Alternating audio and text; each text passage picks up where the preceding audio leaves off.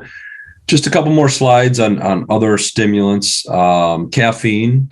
This was I'm sure a lot of us do drink caffeine. It is considered a stimulant. This was domesticated in Ethiopia greater than 800 years ago. It's used regularly by 90% of Americans at an average of 200 milligrams a day.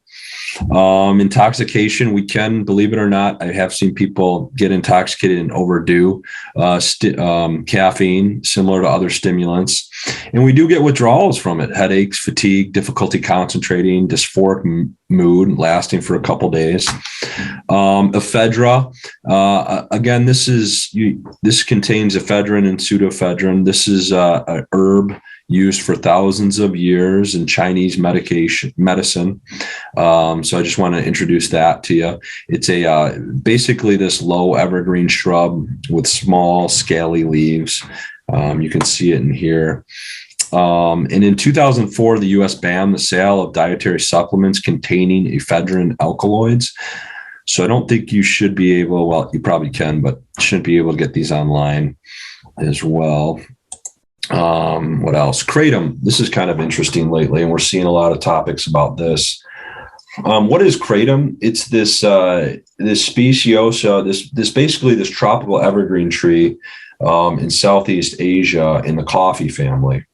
And it is traditional folk medicine to treat a number of conditions: musculoskeletal pain, anxiety, and depression. You'll see it in Southeast Asia. If you even Google it, they can chew it, smoke it, pound it into powder, and it can be obtained from the internet and, quote, legal high shops. It has been marketed as a cheaper alternative to opioid replacement therapy without a need for prescription. And the reason I put it in the stimulant use disorder, and again, this is, all the alkaloids in the I think it's up to 30 alkaloids that have been tested and found in this kratom. But these are the two specific for the opioid-like properties. But we're finding, we're reading about a stimulant use effect at lower doses, less than 5 grams. So that, just to keep on your radar and always ask your patients kind of,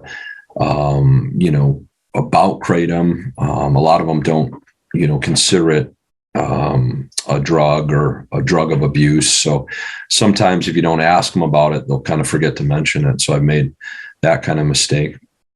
And then also cathinone, you'll see this in the cat tree. This is in Ethiopia or Yemen.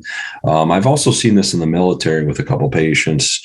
They kind of cheek it, and it's chewed ubiquitously in Yemen as a social lubricant, and it's used to embolden and desensitize child soldiers as well. So that's just kind of a broad overview of different stimulants that you might come into or read about. But most of the time is cocaine and methamphetamine.